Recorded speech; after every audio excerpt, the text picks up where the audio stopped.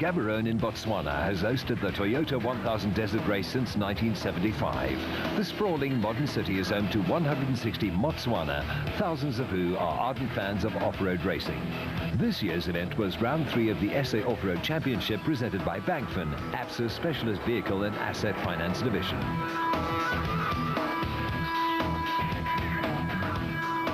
The new Game City complex was the base for the event, and teams took the opportunity to display their vehicles and rub shoulders with local fans.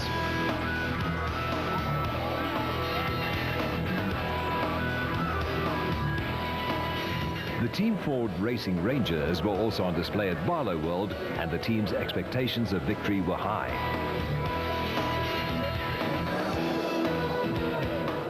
The highlights of the Toyota 1000 Desert Race Round 3 of the SA Off-Road Championship are presented by Ford, Nissan, Toyota and Bankfin, ABSA's specialist vehicle finance division.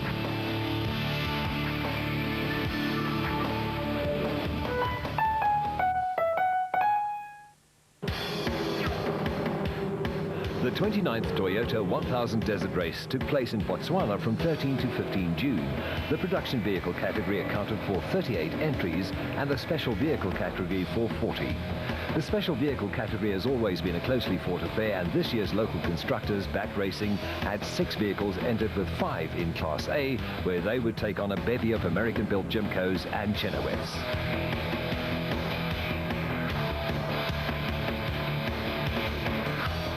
Competition in the production vehicle category was, as always, expected to be tight, especially in Class T for unlimited super trucks, where Ford, Nissan and Toyota were pitted against each other.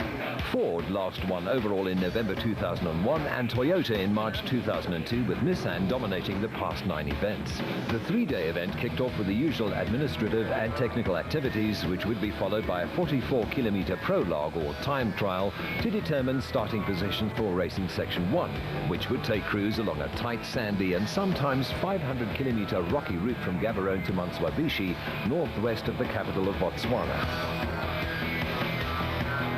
Hannes Grobler and Richard Leek and the proudly South African Nissan Hardbody won the first 2 events of the season and topped the production vehicle championship log. We have to win it to break the record for 6 in a row.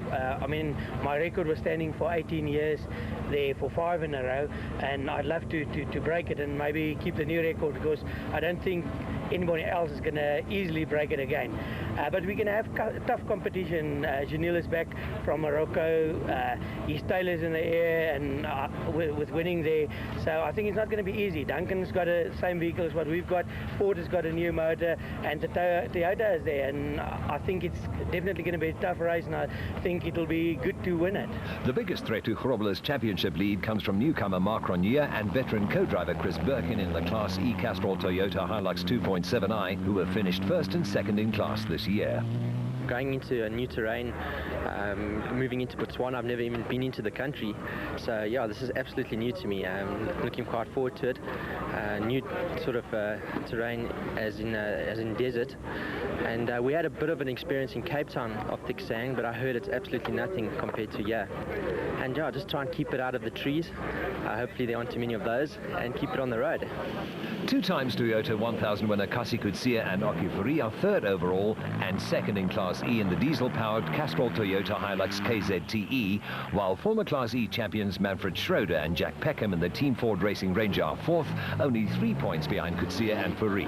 The threat from the Class E contenders cannot be underestimated. Harry Smith-based father and son Johan and Martinez van der Merwe in the Chavanti Colt Rodeo are 5th overall after winning Class D on the Nissan Dealer 400 in Darling and finished well in the Nissan Sugarbelt 400 in Eston. Only 4 points behind our former Class D champions Hein Grobler and Gerard Prinsloo from Klerksdorp. They spearhead the 4-car GBS Racing Nissan team. Scott Abraham and 1995 Toyota 1000 winner Richard Carolyn are 6th overall and joint 2nd with Neil Woolbridge and Kenny Schulthammer in Class T in the Atlas Copco Chicago pneumatic Jeep. We've only got 2-wheel drive, so we're going to have to be very careful in the thick sand. But it's a long event, it's 1,000 kilometers, and we're going to go out there, drive as fast as we can to the overnight, and then just take it from there on. And Jeep's proved itself in the last couple of races, and we're hoping to do the same in this race. Former production vehicle champions Woolridge and Shorthammer are 7th in the French-built Team Ford Racing Ranger and needed a win to improve their position. All along our plan was to have a 3.4 motor, but what with the engine developers not getting things quite right on time, we had to run the 3.2 for the last race. So the 3.4 motor is now in. But it's not 100% yet. I don't think it's reached its full potential yet. We've been racing against the clock, what with the strikes over in Europe and then the public holidays and the crankshaft, the motor not being ready on time. It only arrived here on Tuesday after it'd been on 4 different flights, and hearing that it had been driven from Charles de Gaulle to Frankfurt, and meantime was actually still sitting on the airport in Charles de Gaulle. It eventually arrived here on Tuesday afternoon. So we've been working around the clock to get it in and running, and consequently it's not at its full potential yet, but it feels good. It's got a lot more torque. That's why we went to the 3.4 for that extra 200 cc's in capacity, and the torque feels very good. 23 points separate the top 5 crews, with the biggest threat to the leaders coming from the 3 Class E teams. A non-finish for the leaders and a Class 1 for any of the leading Class E contenders would see a dramatic change at the top of the championship log. Former Class B champion Gil Nell's consistency in the Luke Africa Truggy once again sees him in the lead in the Special Vehicle Championship. Nell won in the Western Cape and finished 2nd in KwaZulu-Natal, but his biggest threat comes from reigning Class B champions Marcus Taylor and Mark de Chalane in the Rollerbach JRE. They finished 3rd in the Western Cape and won their class in the Nissan Sugarbelt 400. I think for desert race, probably Class B is the least competitive of all the classes. We've got combi gearboxes. They're the weakest point on the cars. The 2-litre motors up in the desert here is very difficult.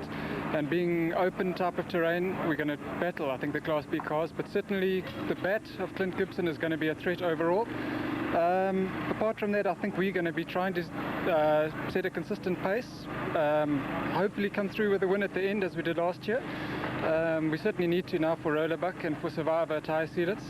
And I don't see any reason why it shouldn't happen. It's happened 7 out of 10 times, and I'm quite sure by the end we'll be there. I think the guys are going to be trying too hard on the first day, and it's a possibility that the Class B, if it's going to be a win, it'll be us, I would think. So I'm quite confident. Former Class E champion Andrew Birkin switched from driving a Toyota Hilux to driving the Peter Funfi-built Wingfoot this year and has shown an amazing turn of speed. He's considered to be the biggest threat to the established Class B contenders and could also pose a threat to the Class A brigade in the extremely lightweight and fast vehicle.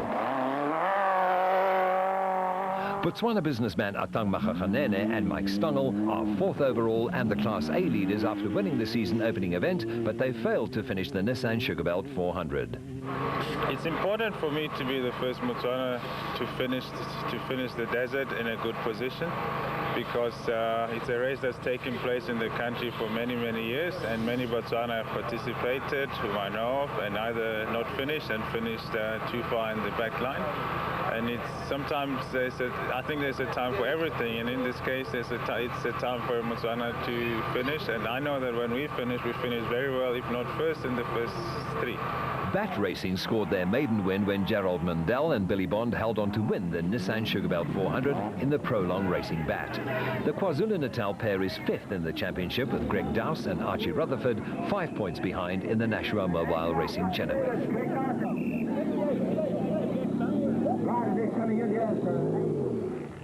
Nick Goslar and Glenn Steyn are 7th overall and 1st in Class S in the O'Hagan's Kopanong Hotel Super Team Raceco after winning their class on the Nissan Sugarbelt 400. Goslar and Steyn share driving duties in the Porsche-powered vehicle. Husband and wife Gerard and Kubidusi are 8th overall and 4th in Class A after competing in one event this season. Consistent performances by the Class B contenders sees them occupy the first 3 positions on the championship log, with the faster and more powerful Class A teams trailing far behind. If we fix this one, I still might fix this one on. And then I know that it's right. Okay. There was drama in the Nissan camp before the start of the prologue. The throttle body on the 3.5-litre V6 engine fitted to Geniel de Villiers' proudly South African Nissan hardbody failed, and a spare unit had to be fitted. Former production vehicle champion de Villiers last won in August 2002, but was upbeat about his chances this time out. Yeah, well, in Morocco things change a little bit now. It was the first finish of a race in 3 races for me, so hopefully things will start to go better now, and I must say it would be nice to have a good finish here in South Africa as well. The competition has always been very stiff here, so it's not going to be easy, but hopefully we can have a trouble-free run and get a good result.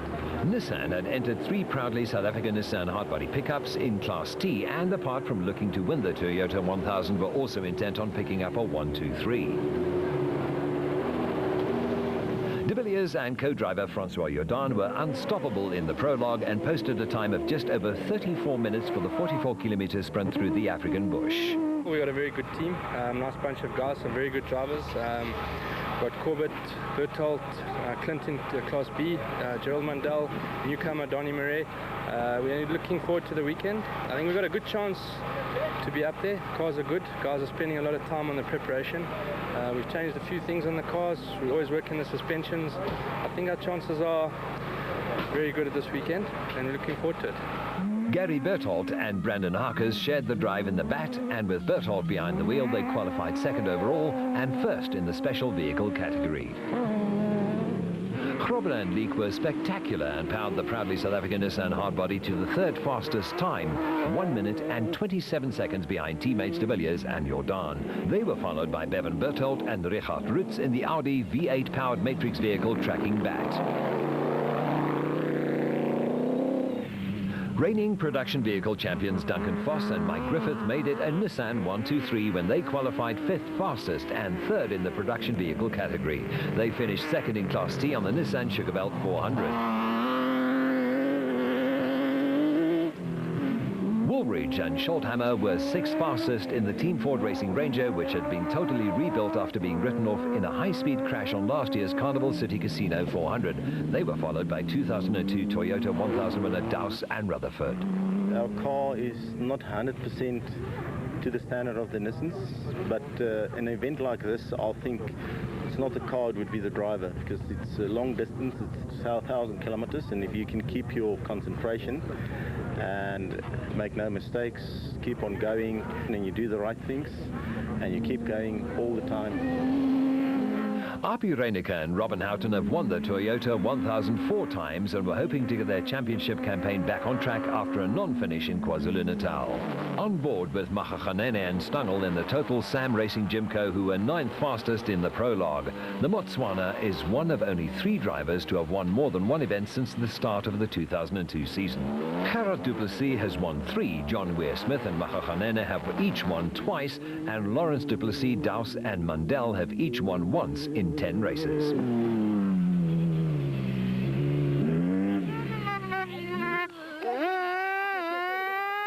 There were problems for the legendary motorcyclist Alfie Cox, and the Class D Arnold Chatz cars, Nissan hardbodies Jacques Hubert and Jacques Cross, stormed past in the 4-wheel drive Volvo turbo-powered Jojo Tanks VW Beetle. I just felt the engine getting very tight coming through the gate post there, and I've got here now, and it's just actually seized up, so I'm not sure what's wrong, but it definitely feels like it's terminal. It's not just something that we can fix quickly, but we're going to have a look at it, and you never know. Mark Corbett and Jason Brewer's run in the Audi V8 powered Century Property Development's bat came to a sudden end. Corbett won the 2000 Toyota 1000 in a Jimco, but the damage to the front end of the locally designed and built bat was extensive, and this time his race was well and truly run. 1, 2, 3. 1, 2, 3. 1, 2, 3. Push. 1, 2, 3. Push. 1, 2, 3. 2, 3.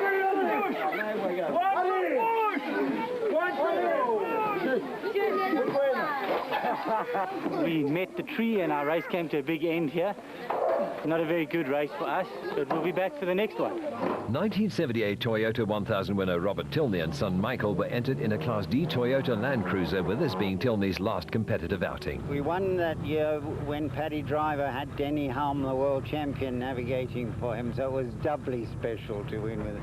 Where there were 4 cars basically in it: Des Tarberton, Bobby Olthoff and Spotty Hoodhead in a Nomad, and ourselves. The 2 broke down, but it was left to Paddy and ourselves. We were slower than him, but he took the wrong turning out of the overnight stop, and we built up a lead on him. And then when he tried to catch us, he broke his chassis, so we were never troubled thereafter. It was very sweet to be in a Toyota, win for the first time for Toyota, and win as a Botswana resident. It was a very pleasant occasion. We might have had a bit of an advantage going later. We had an engine problem starting out here this morning, and the road was swept a bit, but on the other hand it was very loose. Chenil drove very well. I think he's used to the sand by now. The top 10 was split equally between the production and special vehicle contenders, with De Villiers and Jordan 1 minute and 18 seconds faster than the second-placed bat. The rest of the field was separated by seconds, and dust would be a problem. Presented by ABSA's Specialist Vehicle Finance Division. 75 of the 78 crews entered for the Toyota 1000 survived the prologue and were busy with last-minute preparations for the 8 o'clock start and the long, dusty haul to the overnight stop in Manswabishi. Service crews were required, as is now the tradition, to relocate and set up camp at the overnight stop, where tens of thousands of local fans converge to witness what has come to be regarded as Botswana's biggest event. Top Car Racing co-driver Jan Syme would not be making the trip to the overnight stop. The doctors advised yesterday that I had a slight heart attack, so I shouldn't continue today. And fortunately we've been able to get a standing navigator who can now do the 2 major loops, but I'm quite disappointed. Thousands of fans converged on the start line opposite the Game City complex.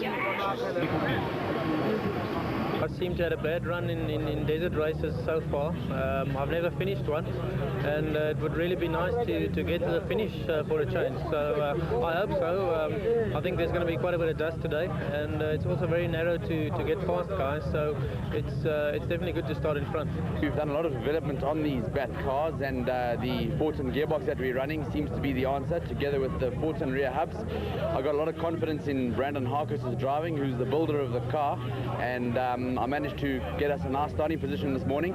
I'll be navigating and Brandon will be driving. Janil's got a 1 minute gap on us, a nice dust gap for us, so hopefully we can just stay behind him and keep Hannes just behind us. That'll be great.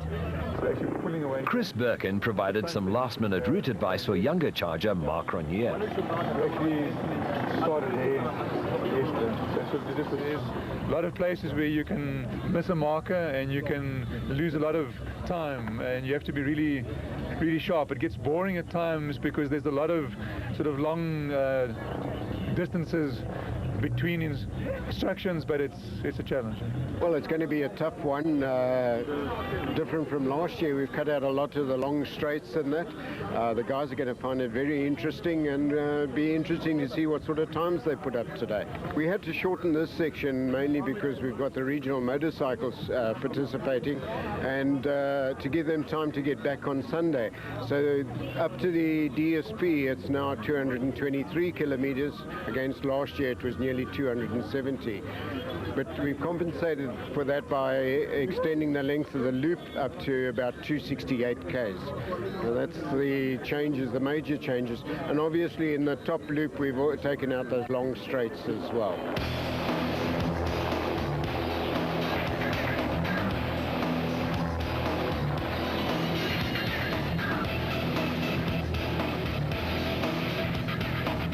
De Villiers and Jordan had a clear advantage over their rivals. They would have no dust with which to contend, but would have to be careful of stray animals and public vehicles that might venture onto the route. The aerial view of the Kopanang Hotel Medical Rescue and TV helicopter illustrates just how dusty conditions would be for the chasing pack.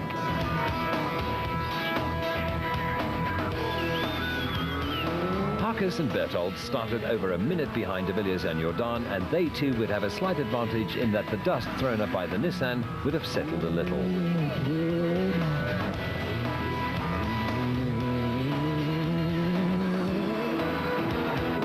Grobler and Leek were next away in the proudly South African Nissan hardbody, and confident that they could set a new record of 6 consecutive wins.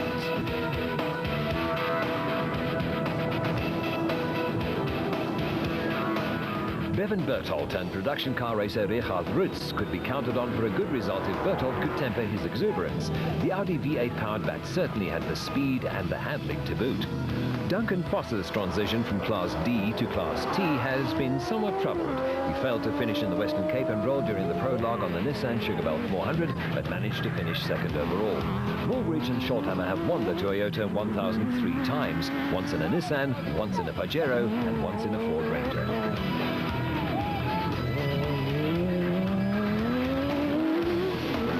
Douse and co-driver VZ van Sail won the event last year, and the Mitsubishi twin-turbo V6-powered Nashua Mobile Racing Chenoweth certainly had what it takes to win again. Reinecker and Houghton last won the Toyota 1000 in 1999 and the Barber Span 500 in 2002, and wanted nothing more than to win and break their 9-race winless streak. Botswana hopeful Atang Makgakganene and Mike Stangl had decided to maintain a steady pace throughout the first day and then pile on the pressure on the return loop to Gaborone on Sunday.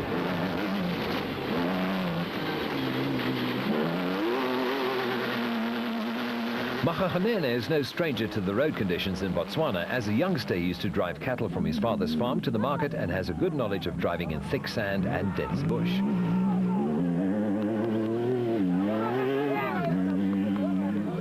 The ever-popular and spectacular Jojo Tanks VW will shortly be retired and make way for a brand new vehicle being built by Jack Hubert in Groblersdal.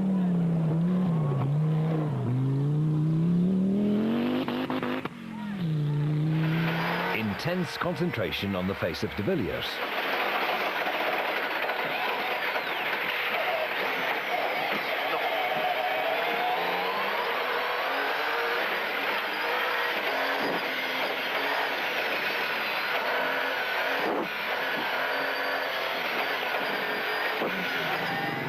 De Villiers and Jordan had already opened a 2-minute gap on the rest of the field, and this after only 50 minutes of racing.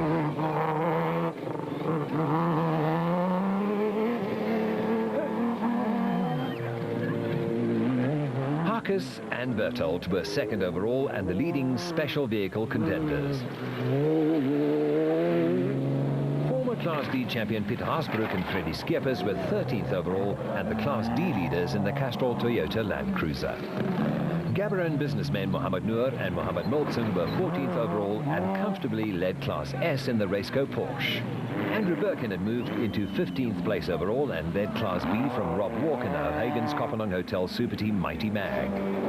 Cronje and Birkin started 20th and were carving their way to the front of the field in the Castrol Toyota Hilux. Rob Walk came off second best in this encounter. Here's an aerial view of the incident.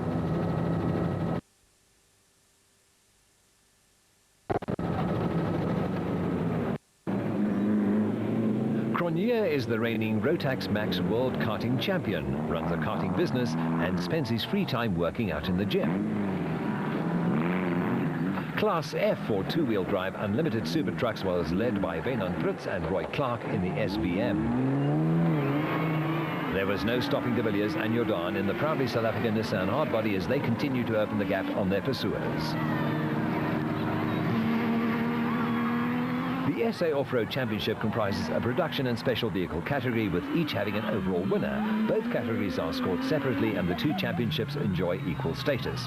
Such has been the dominance of the production vehicles that a special vehicle hasn't won a race overall for many years. Grobler and Leek have a record equaling 5 consecutive wins in the proudly South African Nissan hardbody, a record which was held by Grobler and Piet Swanepoel since 1986. Foss and Griffith were third in the production vehicle category, which gave the proudly South African Nissan hardbody team the 1-2-3 they were looking for early in the race.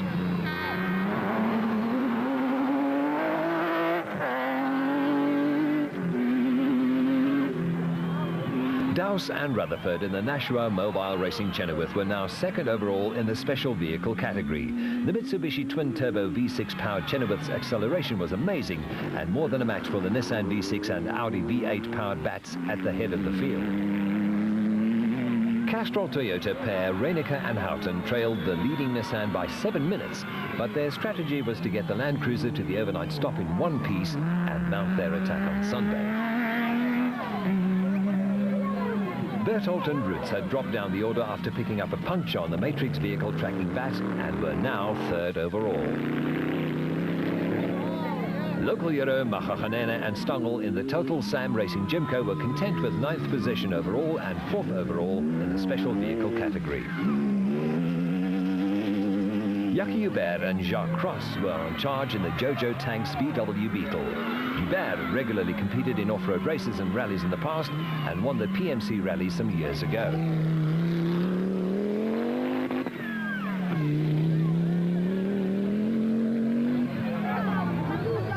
Botswana businessmen Rashid and Faisal Noble has always qualified well and been among the front runners in the powerful ACECO, but has lacked reliability.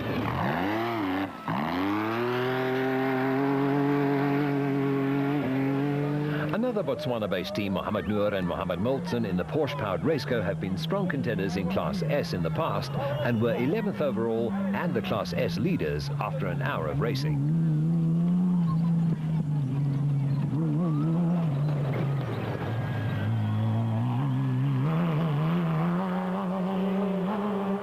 John Weir-Smith and Jeff Minnett in the O'Hagan's Kopanang Hotel Super Team Jimco failed to finish the Nissan Dealer 400 and the Nissan Sugarbelt 400, which Weir-Smith won in 2002 and needed a good result this time out. Punctures and gear selection problems slowed their pace and they had a lot of time to make up. John Moore and Fred Werner piled on the pressure in the ex-Franz Czepek Koenigsegg Shell Chenoweth, which won the Special Vehicle Championship in 2001. The Class D lead belonged to Piet Haasbroek and Freddie Skeppers in the Castrol Toyota Land Cruiser. The pair farmed near the Botswana border, so the road conditions were not as foreign to them as they were to the Class E leaders Mark Cronje and Chris Birkin, who were 13th overall. Cronje couldn't afford to relax for 1 second because Castrol Toyota teammates Kasi Kutsia and Oki Furi were on the pace and just waiting to pounce. The Atlas Copco Chicago pneumatic Jeep with Scott Abraham at the wheel was down on power and using oil at an alarming rate.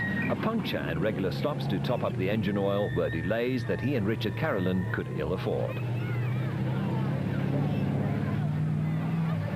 Kutsia Labuskaghni and Johan Gerbo were second in Class D and comfortably ahead of their 3 GBS racing teammates who all compete in Nissan hardbody single cabs. Labuskaghni last won his class on the 2002 Barbaspan 500. Western Cape-based father and son Bez and Dion Besaidnout are strong contenders in the Class B Adenko Sandmaster and were the class leaders at this stage of the race, while Barbaspan farmers Chris and Jannie Visser were third in Class E in the Toyota Hilux and being chased by 2002 Class B champions Marcus Taylor and Mark de Chalane in the Rollerbach Racing JRE.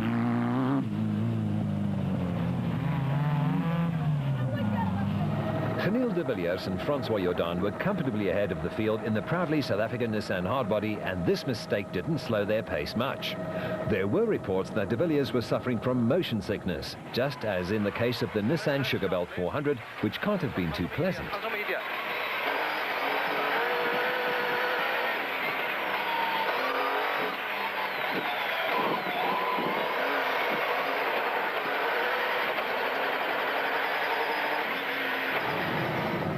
Special vehicle category leaders Brandon Harkes and Richard Ritz were comfortably ahead of the rest of the Class A field, with the Nissan V6 powered Bat not missing a beat.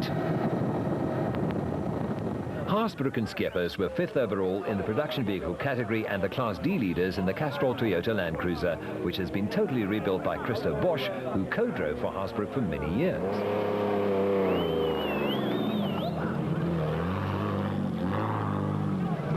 Andrew Birkin was 4th overall in the special vehicle category and the Class B leader in the Wingfoot, an amazing performance to say the least.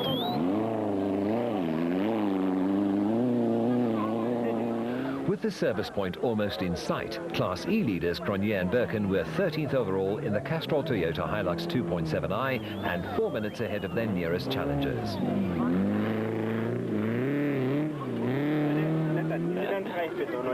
Mohamed Noor and Mohamed Moltzen in the Raceco Porsche were the sole remaining Class S crew in the race.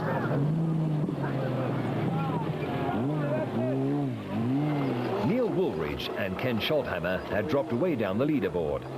A puncture and an overheating engine on the Team Ford Racing Ranger were the reasons.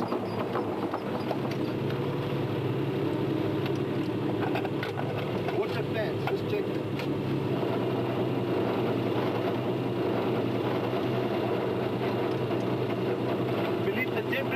115 degrees. 115 degrees.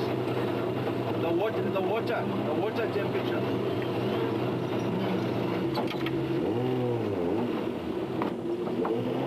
A failed power steering slowed their pace dramatically on the Nissan Sugarbelt 400, and they could ill afford problems of a different kind on the Toyota 1000 Desert Race. Maybe the overheating problem could be sorted out at the service point.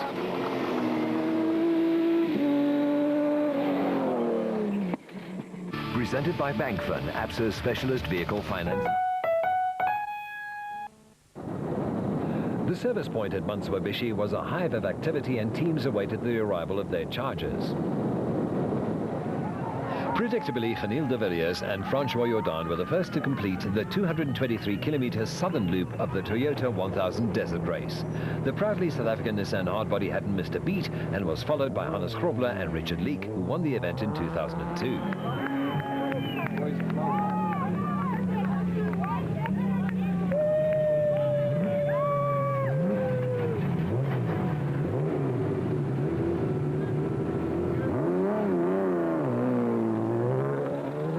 A steady, well-paced performance from Brandon Harkes and Gary Berthold in the BAT had earned them a lead of almost 6 minutes over Moore and Werner in the Chenoweth. Duncan Foss and Mike Griffith were experiencing oil pressure problems on the third proudly South African Nissan hardbody and had to be satisfied with 4th overall at this point.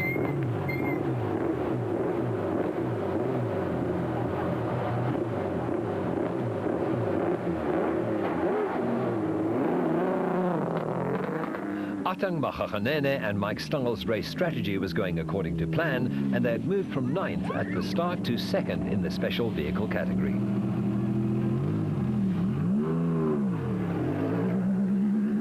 Bevan Berthold and Richard Rutz had had an eventful day so far, with a number of off-road excursions taking their toll on the Matrix vehicle tracking BAT.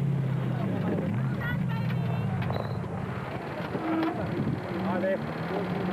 Okay. It was unlikely that this damage could be easily repaired.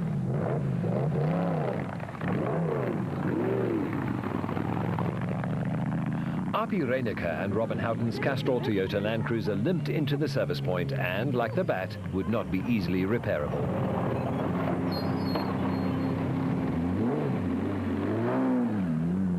We were flying through the bush in our Matrix BAT and we had a few problems. We came across a few rocks that ran out and put us off the road, so we went back again. Then we hit a tree, okay, bigger problem, front arm off, so we came back again. Then the reverse gear went in the gearbox, now we stopped. Very nice race, thank you very much for a good event. We were charging on Duncan to put pressure on him to give way for us, so you can't read the road properly. And it was in this thick, twisty sand, and all of a sudden we sort of, the side of this track gripped the one wheel, and it sort of pulled the vehicle out of the tracks, and we hit a tree slightly, but the tree put us totally all off balance, put our car sideways, and we hit another tree and another tree. So that was totally disastrous because all the front steering rods were bent, the front diff is bent, the shock absorbers, everything, and that was about 15 k's out. We had a flat and we had to change that quickly, and then we sort of came in very slowly. Hierdie ronde gaan het baie goed. Geen papwiele nie. Ja. 'n paar harde slote geslaan, maar wat die bakkie is nog reg. There were minor problems in the O'Hagan's Kopanang Hotel Super Team camp. Fantastic, no problems at all. Just a little shifter linkage is a bit loose, so backling to select the gears, so we've been stuck in second and third, which is fine, we'll fix it quickly now. Nothing on a big ship. And then you want another few? Yeah. A missing grub screw on the gear linkage was found to be the cause of the gear selection problems on the BMW 540 V8 Power Jimco, but the repair cost them 39 minutes. We went around the corner and the right rear wheel dug in. We went on two wheels for about 50 meters and then we just couldn't hang on to it and rolled right over. Right in the middle of the road, so everybody was forced to stop to help us because we closed the road. Next week's longer, eh? 275. It's longer than the first week. No, I don't know. We've got a problem with with a coolant side. And from early this morning, within 30 k's this morning, suddenly the temperature was right up. We stopped. It took 3 liters of water, and we continued. We thought maybe there was just a bit of air in the system, but no, it's just got worse and worse as the days progressed. And I think we're going to have to call it a day. Live to fight another day. The Toyota technicians took 1 hour and 45 minutes to repair the damage to the Castrol Toyota Land Cruiser, and, much to the delight of the fans, Reyneke and Houghton were on their way again.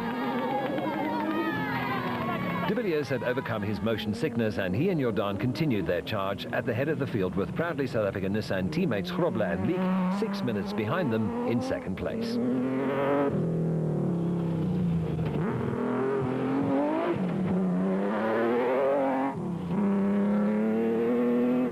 Foss and Griffith made it a Nissan 123, but the engine wasn't sounding too healthy.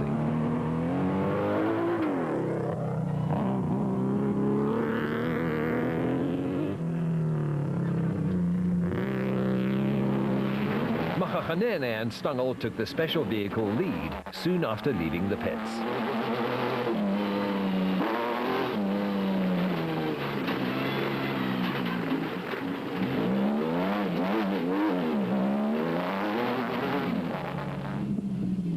He wasn't satisfied with leading the category. His objective was to lead the race overall, and he upped his pace to try and catch the Nissans.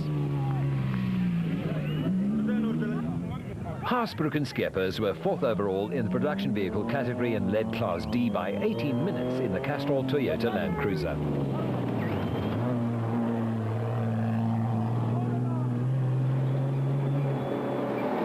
Class E leaders Mark Cronje and Chris Birkin were 5th overall in the Castrol Toyota Hilux 2.7i. Being a karter, Cronje is used to short sprint races and has found having to adjust to the long, sometimes tedious sections in off-road racing to be his biggest challenge. At this point, they had 18 minutes in hand over Schroeder and Peckham in the Team Ford Racing Ranger.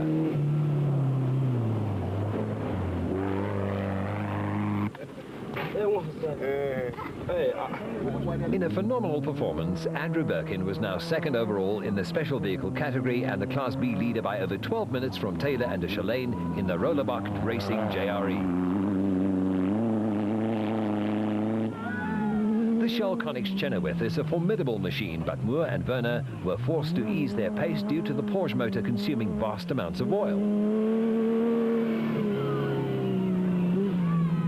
Labuschagne and Gerber were 6th overall in the production vehicle category and 2nd in Class D in the GBS Racing Nissan.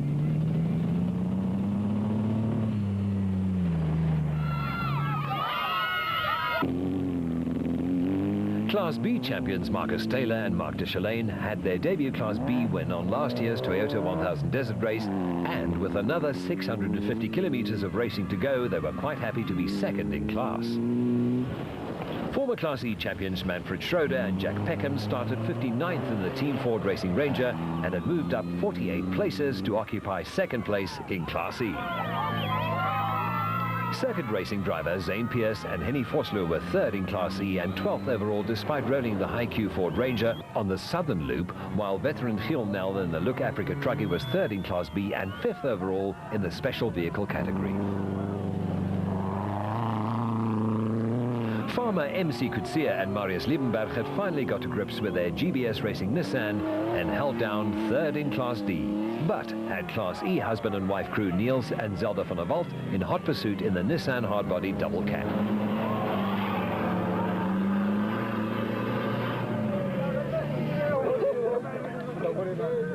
Despite consuming vast quantities of oil, the Atlas Copco Chicago pneumatic Jeep with Richard Carroll at the wheel was 4th in Class T and 11th overall in the production vehicle category. Brothers Yuri and Andre Duplessis from Petersburg were having a steady run in the Class E BB Auto Nissan hardbody, in which they picked up 1 class win in 2002. Kasi Coetzee and Oki Faria dropped down the ranks in the Castrol Toyota Hilux KZTE. Coetzee won the Toyota 1000 Desert Race in 1992 and 1993, also in a Toyota. KZN crew Gavin Gray and Brian Scott have not had a good season so far and were hoping for a better result this time out in the Data Dot Raceco, which is powered by a 2-litre Ford motor. Nissan Sugarbelt 400 winners Gerald Mundell and Billy Bond were slowed by gearbox problems on the third-place Class A prolonged bat, while Jacques Hubert and Jacques Cross were forced to retire when the drivetrain cried enough on the Jojo Tanks VW Beetle. First I lost rear-wheel drive just after the refuel, and then about 20 kilometers back I lost the left front, so I'm only driving on the right front at the moment, and the thick sand I'm struggling. Presented by Bankfin, ABSA's Specialist Vehicle Finance Division. Weir Smith and Minute had to make up lost ground after a lengthy pit stop and had to contend with having to overtake slower vehicles on the route. A nudge was sometimes required to persuade slower vehicles to move over. A side protection bar came adrift on the O'Hagan's Kopanang Hotel Super Team Jimco and punctured the left rear tyre.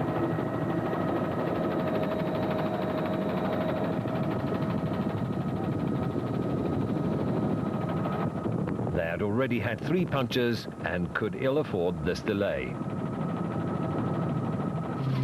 There was drama too for early special vehicle category leaders Harkus and Berthold.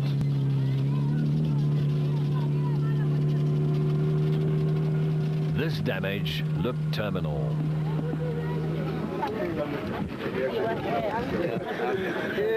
Okay, brother. Thanks, So what is wrong? A few problems there. We had a puncture 5 k's after DSP, and I put the wrong offset wheel on as a spare, and it put too much load on the top arm, and it's, as you can see over there, it's destroyed the arm. That's racing.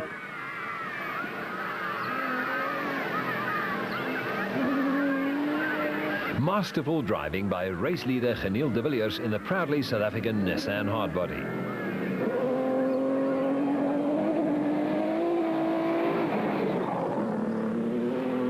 Production Vehicle Championship leaders Hannes Grobler and Richard Leek were still second, 8 minutes behind de Villiers and Jordan. Word had it that the proudly South African Nissan hardbody was slipping in and out of four-wheel drive. Foss and Griffith were still third, but would be forced to retire with oil pressure problems on the proudly South African Nissan hardbody, which would leave the way open for Pieter Haasbroek and Freddie Skeepers to grab third place at the overnight stop.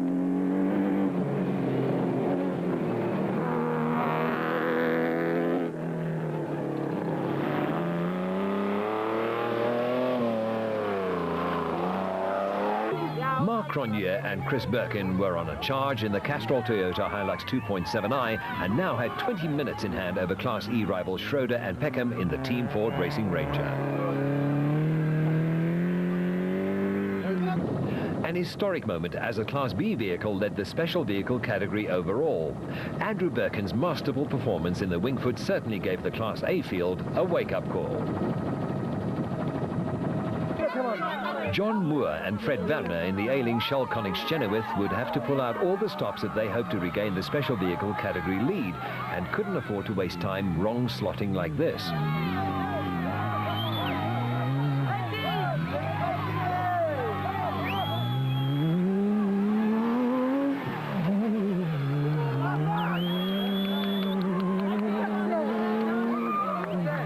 Limped towards retirement as Schroeder and Peckham steamed by in the second-place Class E Team Ford Racing Ranger. The KwaZulu-Natal cane farmers won Class E on the Nissan Sugarbelt 400 and were hoping to repeat the feat in Botswana.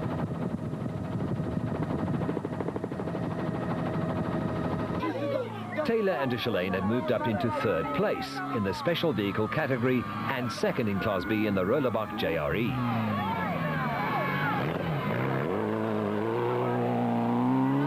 GBS Nissan racing pair Labuschagne and Gerber had moved up to 7th in the production vehicle category and were second in Class D.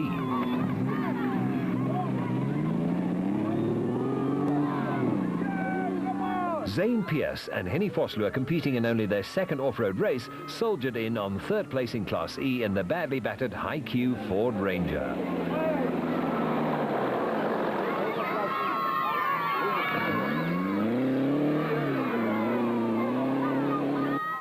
Terence Marsh and Trevor Ayer in the Nashua Mobile Racing Jimco, powered by a supercharged Mitsubishi V6 engine, had moved up to second in Class A, but would run out of fuel 60 kilometers from the end of day one. Phil Nell was still third in Class B and fifth overall in the special vehicle category in the Luke Africa Truggy, but had a gaggle of production vehicles bearing down on him. The 9th placed Atlas Copco Chicago pneumatic Jeep had used 35 litres of engine oil in just over 400 kilometres, which necessitated regular time-consuming stops to replenish the oil.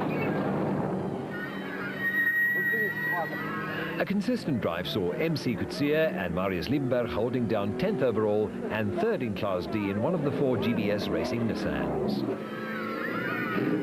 Andre and Yuri Duplessis survived a collision with Nick Gosselin and Glenn Steyn in the O'Hagan's Kopenhagen Hotel Super Team Raceco and were well placed in Class E. A collision with Zane Pierce's Ford held the radiator on Kasi Kutsia's Castrol Toyota Hilux, and he and Okifuri would be forced to retire at the end of day 1. Despite gearbox problems, Gerald Mandel and Billy Bond had moved up to 3rd in Class A in the Nissan V6 powered Prolong Back.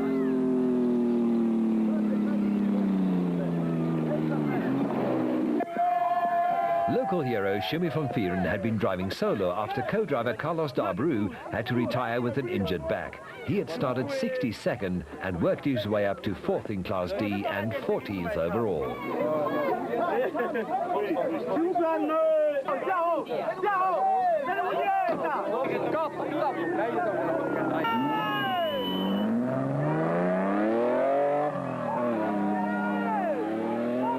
Things just weren't going right for Gavin Gray and Brian Scott in the Data Raceco.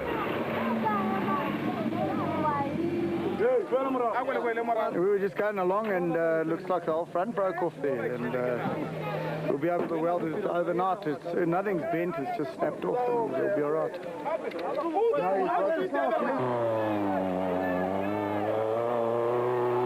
Bad luck for Class E contenders Niels and Zelda van der Walt. They were forced into retirement when they damaged the radiator and the Nissan's engine overheated. Proudly South African Nissan crew Geniel de Villiers and Francois Jordan arrived at the finish of day 1 with almost a 9-minute lead over Grobler and Leek. It was only the first half where, I don't know, it seemed to be a bit of, have a bit of car sickness again. But it was only the first 60 kilometers, and after that it was fine. The last bit was 100%, so I don't know why that happens, if it's because of the trees and the shadows in the trees, but I'm sure we'll sort that out. I don't think it's a big problem, but it slowed us down a little bit, but no, it's fine. The car was brilliant. Other than hitting a tree 40 kilometers from the end of day 1, Grobler and Leek had had a clean run in the proudly South African Nissan hardbody. No, it was just from trees. We've only had two-wheel drive, we think, for a long time, so it's a lot of it's business. And you catch the trees when you're jumping out of the boom, and that seems to be the problem. A trouble-free day saw Haasbroek and Schippers come in 3rd overall and 1st in Class D in the Castrol Toyota Land Cruiser. Ja, voor de veranderingen loopt alles allemaal recht. Ik denk mijn bakje is goed voorbereid die slag. En ik hoop hem met klas om te winnen. Minor brake problems and a puncture 100 k's before the end of day 1 didn't faze Marc Ronier, who brought the Castrol Toyota Hilux 2.7i home, 4th overall and 1st in Class E. The thick sand, it's just left, right, left, right, left, right continuously. My forearms I've actually started taking a bit of strain, but yeah, I think just with time they'll develop, and hopefully we'll get to a point where we won't get so tired anymore. Moore and Werner regained the special vehicle lead when Andrew Birkin picked up a puncture close to the end of day 1. Oh, we're very happy considering all the problems we've had. Our ignition failed, so we had to get the car going again. Also, we're blowing oil, we've got blow-by on our motor.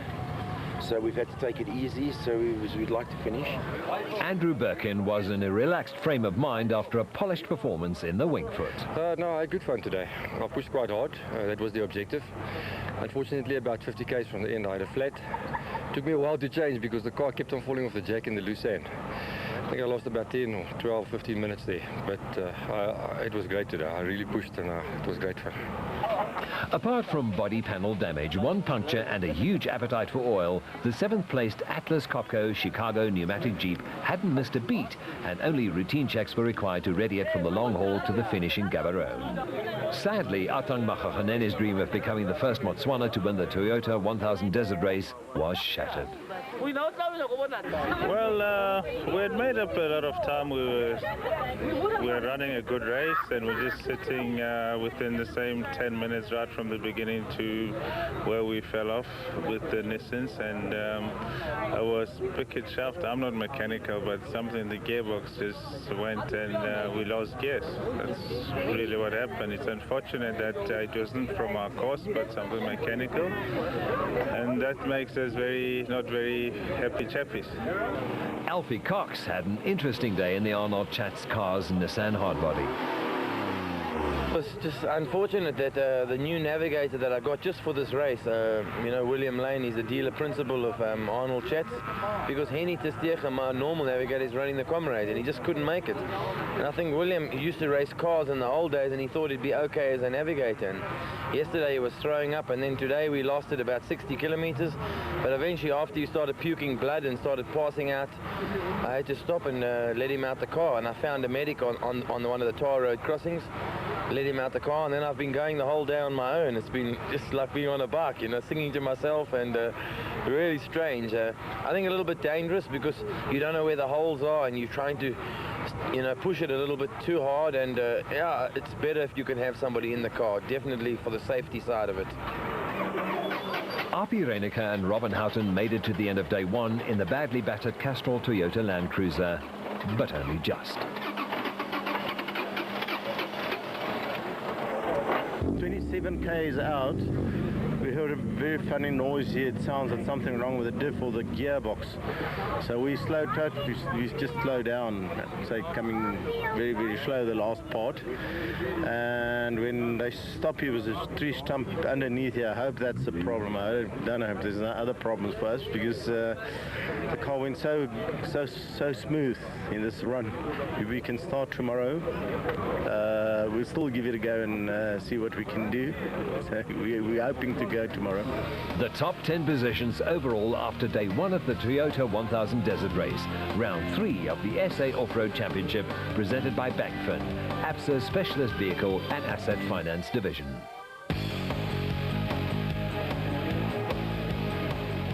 It was time to set up camp for a night in the desert, with technical crews getting to work preparing the 35 surviving cars for the following day's grueling haul back to Gaborone. For some, like the Castrol Toyota crew, it meant working through the night to repair Reiniger's Castrol Toyota Land Cruiser. Highlights of the Toyota 1000 Desert Race will be broadcast on SuperSport, starting with a repeat of day one's highlights at 9 o'clock on Tuesday, July the 1st on SuperSport 2. That's followed immediately by highlights